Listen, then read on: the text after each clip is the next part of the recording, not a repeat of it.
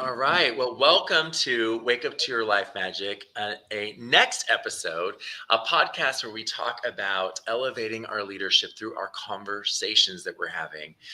My name is Dr. Helmut Love. If you want to learn more about nine-figure leadership trainings for you or your team, check me out at drhelmutlove.com. Now, today we have with us Tony BeeBee, who is joining us and out of Texas, no doubt. Tony, how are you? All right. Thank you for having me on today. Absolutely. I'm so excited. You do M&A acquisitions. I want you to give an idea to people there about what you do and why you do it and how you help people. Yeah, thank you. I've been in board for private equity companies for 15 years at the C level, a variety of different roles. And I left a job 2 years ago and hung out a shingle, and I've helped a couple of companies, PE firms, find a company to buy, and a couple of owners sell their companies. So I enjoy that. It's a lot of fun helping people move to the next level. Yeah, so you're basically you left corporate to now help people basically do these deals, right? And help people kind of, would you call it kind of like matchmaking, like finding the right buyer for the right seller? Most definitely, there is an art to it. It is finding the right match is important. Is it, what are some of the things that people match on for that kind of thing? Um, I work with a couple of PE firms. One does manufacturing, and they like to apply lean manufacturing. And I work with another PE firm that does project service-based businesses, and they like the lean manufacturing and won't entertain the service-based businesses. So there's some nuance like that where they bring their specialty or they really help those companies grow to the next level, like double, triple their revenue. And I'm helping an owner of a company sell his business, and it is a small business that has because it's so small, they need to go to a company that has the technical marketing support and the manufacturing licenses that are needed. So it's a short list of buyers. Gotcha. So it's all about finding the right skills or the right needs, Yes. and get the right match. So one of the things I like to do, Tony, is we're all wonderful humans doing these things in this business world. Share a story with the group about something that you feel like was a monumental moment for you, or a part of your career or life that really shaped you or changed you. Yeah, sure. The pre-pandemic, I was running a large construction project at a company I'd helped found. It was 1.4 billion in construction, so it's a big project. And I got called to interview for a job that would spend 5 billion a year in construction. So it was a big step up for me. And in the interview, the guy I would have worked for asked, how I developed and grown other people to reach their potential. And I didn't have a good answer because in oil and gas, I had started in 95 and the industry hadn't hired in 10 years. So there were a lot of people older than me, and they didn't hire much for the next 10 years. So there weren't people to mentor. And there was a lot of running fast to catch up to guys a decade ahead. And a lot of the projects were transactional. You'd form a team, do the job, deliver your numbers, and break up and move to the next project. So there wasn't the chance to mentor and grow like a lot of traditional orgs. And I didn't do well in that part of the interview and didn't get the job. And on reflection, I realized that they called it the big crew change in oil and gas. The baby boomers retire, another generation comes in, and I needed to level up. And I'd been at the COO, CFO level. And to be a CEO, I thought I need to learn how to mentor and grow people, not just deliver projects and meet numbers. And I embarked on a multi-year campaign. I became an executive coach, 2 semesters at Rice University, did servant leadership, which, if you're familiar with scouting, is I'll call it the adult equivalent of an Eagle, project. And then I did some other classes like that really took me to the next level and added a dimension to my management skills. And then I've been tapped at companies since to help mentor people and coach and grow them. And so I definitely erased that gap. But that was a tough wake up call. Like, I missed this huge, great opportunity, and I went back and addressed it. Yeah, that was my story, a big wake up call. So really changed Yeah. my game. No, So but that's beautiful because you know what? A lot of people would view their failure as the failure, right? And just let it sit there. And your story demonstrates a resiliency to instead take that as feedback for an area that you can grow and develop in. So it's yeah. great. It's beautiful. I think a lot of us may not have dealt with it that way, right?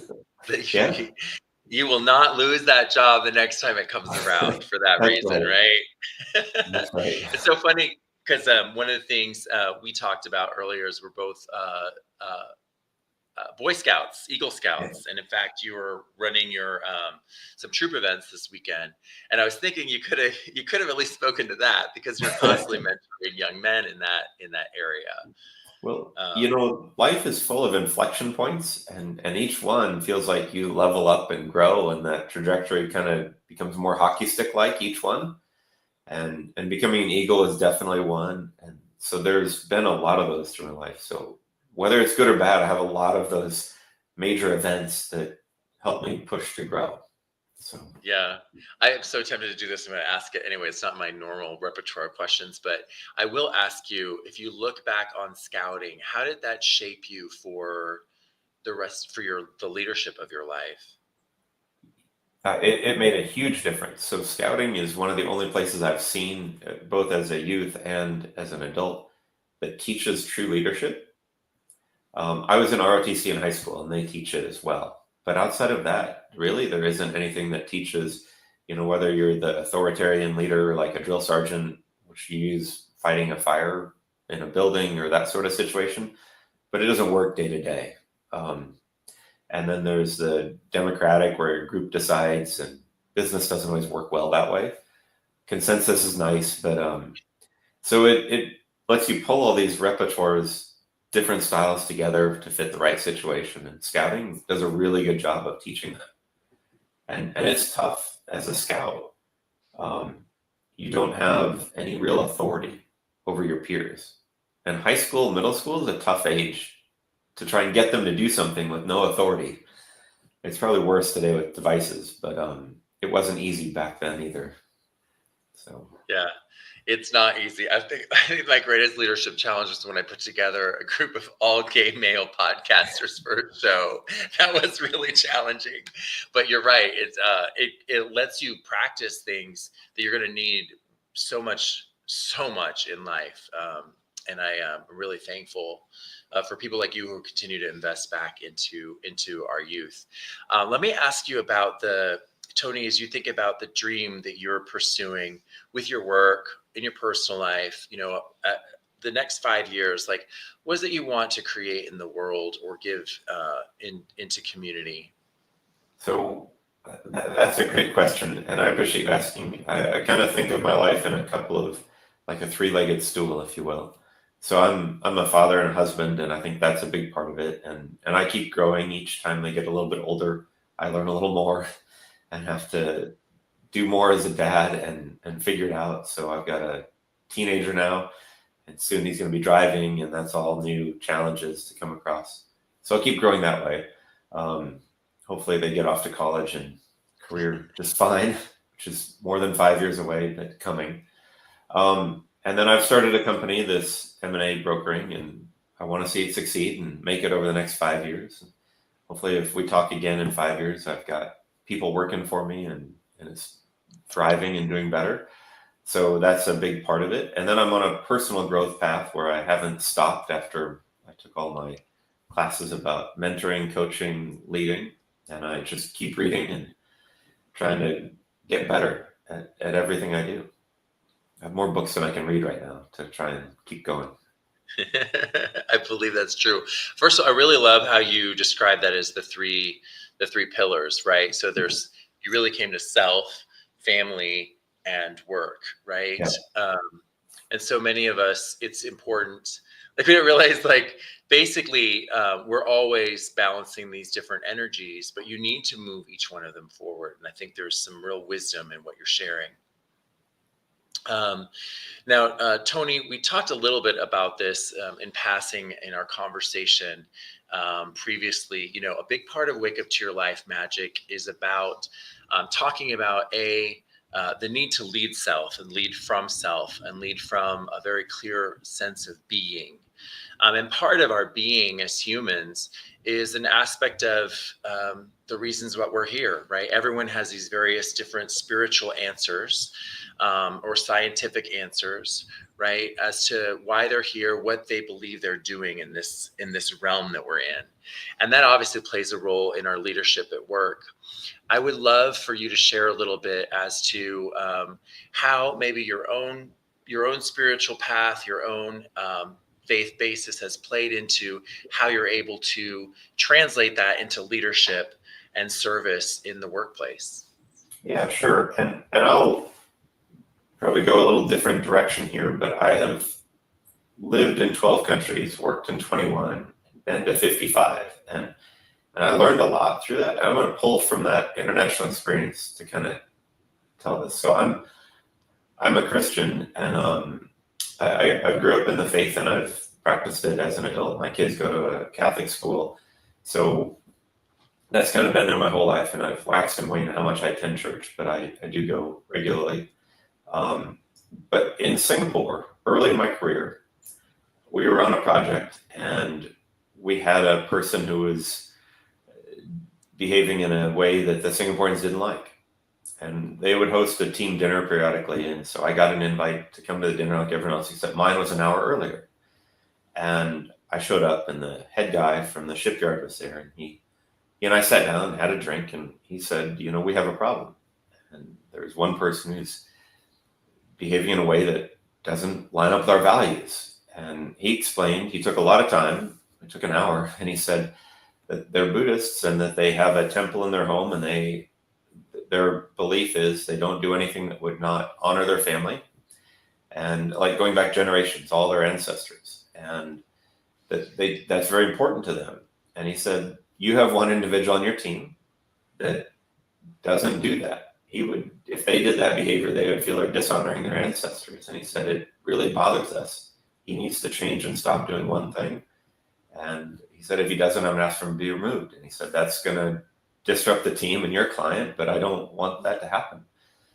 And, we fixed the problem, and the guy stopped. But what I took away was you really have to honor, respect. If you're living in another country, you respect their values. You don't behave in a way that's insulting or offensive to them. And then that gave me a different perspective on values, on living life, on perspective, that sort of a thing as well. And I've tried to incorporate some of that as I grow and learn, I'll say spiritually, that I wasn't closed-minded of there's one answer and it's here in this Bible. And so I've taken a lot of effort to learn the cultures. And that's part of the journey, is learning how other people think, behave, what they believe. And sometimes you're like, that makes a lot of sense. And that's a good thought process. Would this behavior embarrass me in front of my parents, grandparents, great-great-grandparents, and so that's one way I've brought it into my life and kind of kept that. And I keep working around people of different cultures, backgrounds, as I go abroad. And so I keep that perspective of where are they coming from, what are they thinking, and try and be mindful of that. Does that give you what you were looking for? Yeah, that is beautiful. So I relate to when I was a young man. I was 23 to 26, and I worked abroad with GE, and I got assigned to all the international work and got to meet. Basically, the goal was to really understand cardiology in China and Indonesia and all the places. But I think what you're hitting on is really the next level of leadership, right? Being able to hold your own faith and then make space for each of the others, right? Within your people, within the teams, for you to respect, honor, right? And still lead people Yeah. who have other perspectives, but they're also free to express their perspectives, right? In the environment. It's so crucial. And it's really, I think what you're hitting is that global leadership requires global spiritual thinking. Yeah, yeah, absolutely. And being able to pick that up, because it's rare that you get taught that before you go to a country. Sometimes you just kind of figure it out along the way, and you Yeah. never know where you're gonna stumble. So Yeah. I think I've always thought about international travel. It's like a whole other MBA, so to speak, because you go, yeah, and if you don't eat humble pie up front, you won't fit in, you don't work out, move on, right? Um, and so many people here have no idea the variation it would require of them, right? The yeah, humility, yes, um, yeah, to be in those spaces and realize that, you know what, I'm the outsider. yeah, that's right. And even places you think will be similar, whether it's UK or somewhere, they have differences that every now and then can bite you or surprise you if you're not, careful. So Yeah. And I think that might be maybe that's part of our Boy Scouting background, right? But the sit back, observe, be humble enough, listen, learn, and then you can step up and lead. So speaking of that, yeah, Tony, as you think about, you set out this path, you are doing something that many people in our audience may be thinking about or have done or are doing, which is setting out from corporate into your own business, right? Into your yeah. own thing. What vulnerably, if you were sharing just something that's a challenge, what could people learn about from you is, hey, this is something that I'm facing into. You may too. You know, so for me, in all my time in corporate, I've worked in about every group department you can imagine except sales and marketing. I was often the guy that had to build whatever we sold or deliver it. Um, and so I'd help close the sale because they want to meet whoever's going to do the work. But when I set up the company, I've had to really lean into how do I sell, like do sales and marketing, and that's been a lot of growth and a lot of learning. And don't be afraid to ask for help, and don't be afraid to ask for the sale or the business. But that for me, that was just something that I had never done in my apprenticeship along the way. So you need to have those people you can go to and say, I don't know what I don't know. How do I get started, or how do I do this better? And, and like I thought after my MBA that I hit the bulk of my learning for the rest of my life and I was good to go. And it definitely did not stop. Like it just keeps coming if you want to keep growing. So be prepared to push yourself and do things you never expected. Yeah, it's true. It's totally true. I know if any of our audience is familiar with the DISC assessment, are you familiar with that, Tony, at Yeah, all? Yeah. I am. Yeah, Yeah. So it's so interesting, right? Because their salespeople were always eyes, like the top, right? Not all of them, but many of them, right? Really great with people, great with, getting excited.